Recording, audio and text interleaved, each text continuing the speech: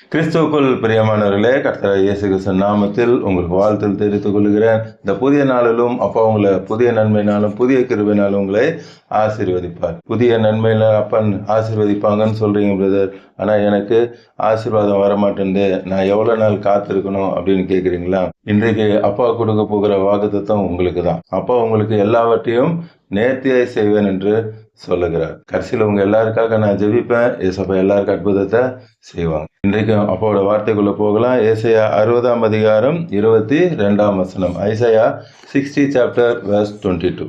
கர்த்தராகிய நான் ஏற்ற காலத்தில் தீவிரமாய் நடப்பிப்பேன். இந்த காலை நேரத்துல அப்பா சொல்றேன், உங்களுடைய எண்ணங்கள் ஏக்கங்கள் எல்லாம் அப்பாவுக்கு தெரியும். எவ்வளவு நாள் நான் காத்திருக்கிறது, எனக்கு சரீரத்தில் இன்னும் சுகமே வரமாட்டேன்து, எவ்வளோ டாக்டரை பார்த்துட்டேன், எனக்கு ஒரு அற்புதமே நடக்க மாட்டேன்து, சுகம் வர மாட்டேன்து, ஒவ்வொரு வாட்டி வீடு காலி பண்ணி போகிறது எவ்வளோ பிரச்சனையாக இருக்குது, எனக்கு ஒரு நல்ல ஒரு நிரந்தரமான ஒரு வீடு இல்லையே, கணவன் மனைவிக்குள்ளே எப்போ பார் சண்டை வந்துக்கிட்டே இருக்குது, குடும்பத்தில் ஒரு சமாதானம் இல்லையே, பிஸ்னஸ் நல்லாவே நடக்க மாட்டேன்து, முதல்ல நல்லா நடந்துட்டு இருந்துச்சு, இப்போ சுத்தமாக ரொம்ப டல்லாக இருக்குது, நான் என்ன செய்வேன்னு தெரியலையே, இப்படியே தான் என் வாழ்க்கை இருக்குமா, என் வாழ்க்கை மாறாதா அப்படின்னு சொல்லிலாம் நீங்கள் ஏக்கத்தோடு கூட பார்த்து கொண்டு இருக்கிறீங்க.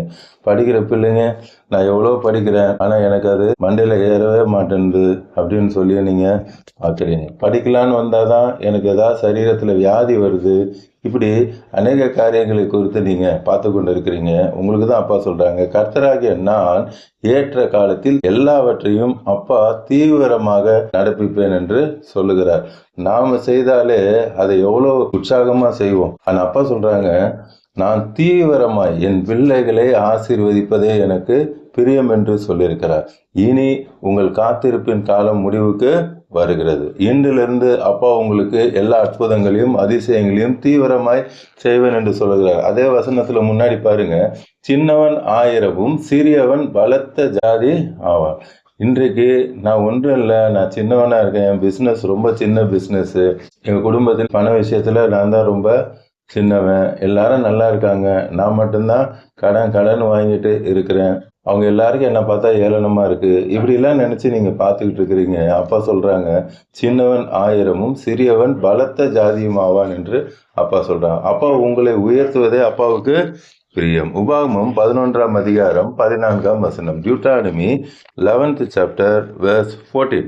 நீ உன் தானியத்தையும் உன் திராட்சரசத்தையும் உன் எண்ணெயையும் சேர்க்கும்படிக்கு நான் ஏற்ற காலத்தில் உங்கள் தேசத்தில் முன்மாரியையும் பின்மாரியையும் பெய்ய பண்ணுவேன்.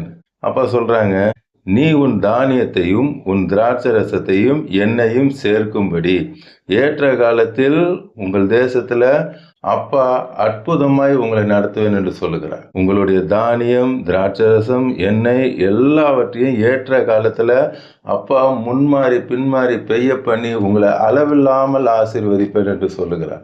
இன்றைக்கு உங்க சொந்தக்கார மத்தியில, உங்க இனத்தார் ஜனத்தார் மத்தியில, உங்க சொசைட்டில நீங்க ரொம்ப கேவலமா இருக்கிறதா நினைத்து கொண்டு இருக்கிறீங்க.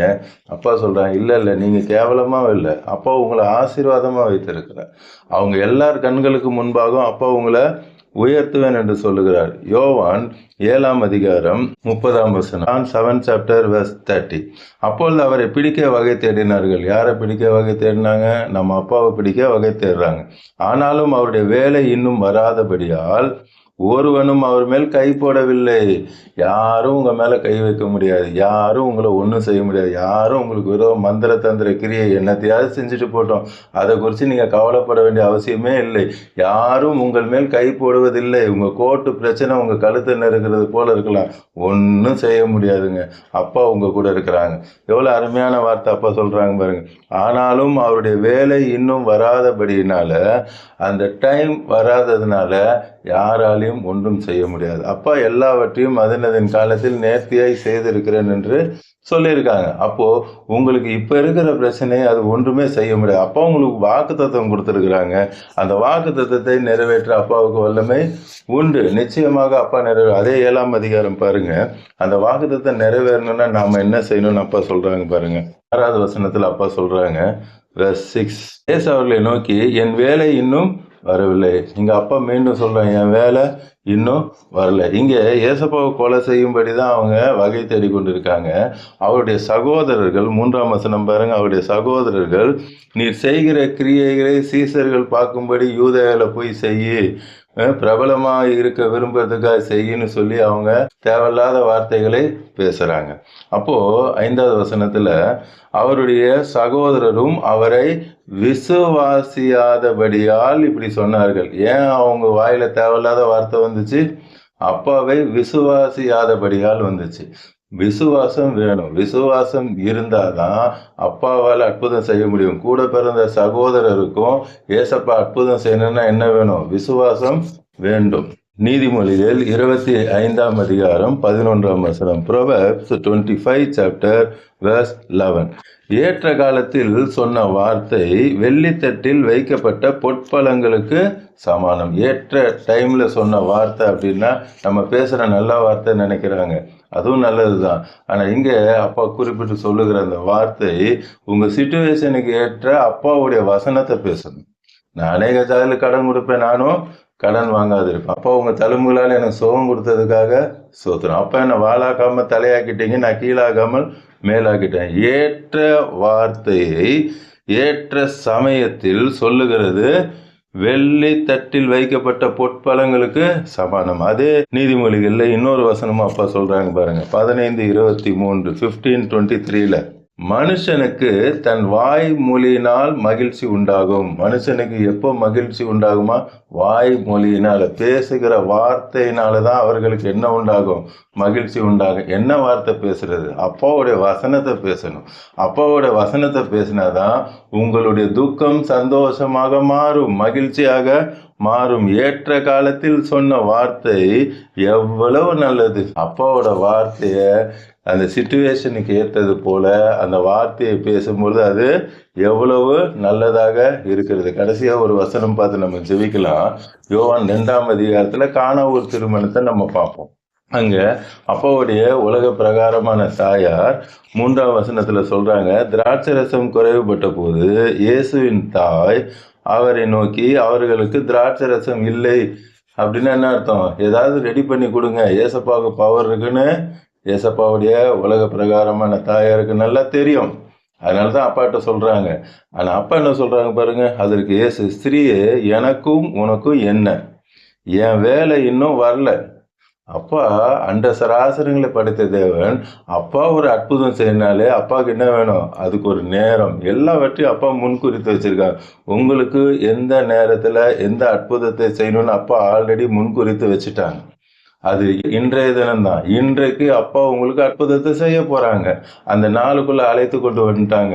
5வது வசனம் verse 5ல அவருடைய தாய் வேலைக்காரரை நோக்கி அவர் உங்களுக்கு என்ன சொல்கிறாரோ அதின்படி செய்யுங்கள். இங்க ஏசப்போட அம்மா என்ன சொல்றாங்க? அப்பா என்ன சொல்றாங்களோ அப்படி செய்யுங்க. செஞ்சாங்க, அற்புதம் நடக்கும். அல்லேலூயா. அப்பா சொல்ற போல செய்தீங்கன்னா நிச்சயமாக இன்று உங்க வாழ்க்கையிலும் அற்புதம் நடக்கும். அப்பா என்ன சொல்றாங்க? விசுவாசிக்க சொல்றாங்க. அப்பா அற்புதம் செய்வாங்க. கச்சாடி எல்லாம் மாத்தினாங்க, எல்லா அற்புதமும் நடந்தது.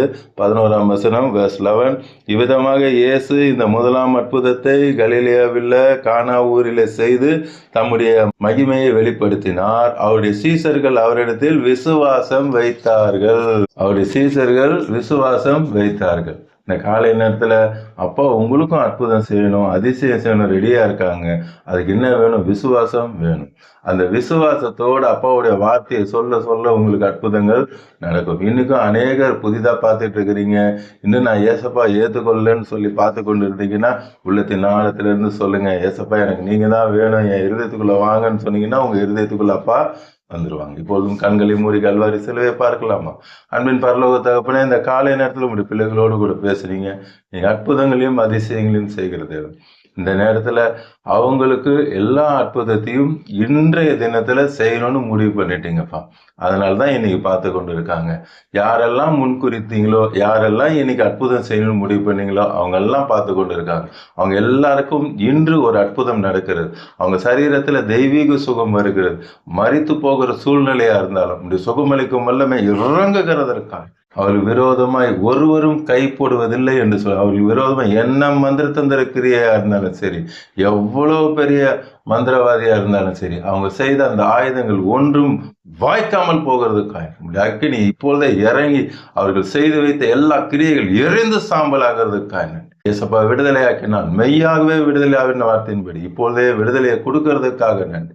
இப்பொழுதும் ரிலேஷன்ஸுக்காக, பெற்றோருக்காக, ஃப்ரெண்ட்ஸுக்காக ஜெபித்து கொண்டு இருக்காங்கப்பா. அவர்களுக்கு பிரியமானவர்கள் ஐசியூல இருக்காங்க என்று சொல்லி இப்பொழுதும் உடைய தழும்புள்ள கரம் அவர்களை தொட்டு தெய்வீக சுகத்தை கட்டளையிடுகிறதுக்காக நன்றி அப்பா. மறித்தே போயிருந்தாலும் உடைய உயிர்த்தெழுந்த வல்லமை இறங்குகிறதற்காக இதனுடைய நீங்க சுகத்தை கொடுக்கறதுக்காக நன்றி. கிரியேட்டிவ் மிரக்கல் இப்பொழுதே நடந்து கொண்டு இருக்குதுப்பா. டாக்டர்கள் எந்தெந்த உறுப்புகள் செயல் இழந்ததுன்னு சொன்னாங்களோ அந்த உறுப்புகள் எல்லாம் இப்பொழுது உண்டாகிறதுக்காக இப்பொழுதே நீர் அற்புதத்தை செய்து கொண்டு இருக்கிறதுக்காக நன்றி தகப்பன.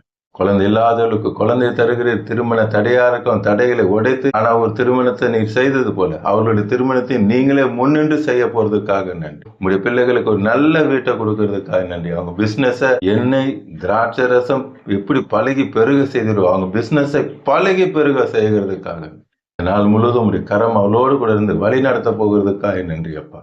பார்த்து கொண்டு இருக்க கோடிக்கணக்கான நம்முடைய பிள்ளைகளை ரட்சித்து ஆசீர்வதிக்கிறதுக்காக இயேசு நாமத்தில் ஜெபிக்கிறேன் நல்ல பிதா. ஆமென் ஆமென். தொடர்ந்து பாருங்க, அப்பாவோட வார்த்தையை கேளுங்க, அநேகருக்கு ஷேர் பண்ணுங்க, எல்லோரும் ரட்சிக்கப்படட்டும், ஆசீர்வதிக்கப்படட்டும். உங்களுக்கு ப்ரேயர் பாயிண்ட் இருந்தால் கமெண்ட்ல போடுங்க, உங்களுக்காக ஜெபிப்பேன். ஏசப்பா உடனே அற்புதத்தை செய்வாங்க. மீண்டும் நாளை காலை புதிய வாக்குத்தத்த வார்த்தையோடு கூட உங்களை சந்திக்கிறேன். அதுவரை அப்பா உங்களையும் உங்கள் குடும்பத்தை அளவில்லாமல் ஆசீர்வதிப்பாராக. ஆமென்.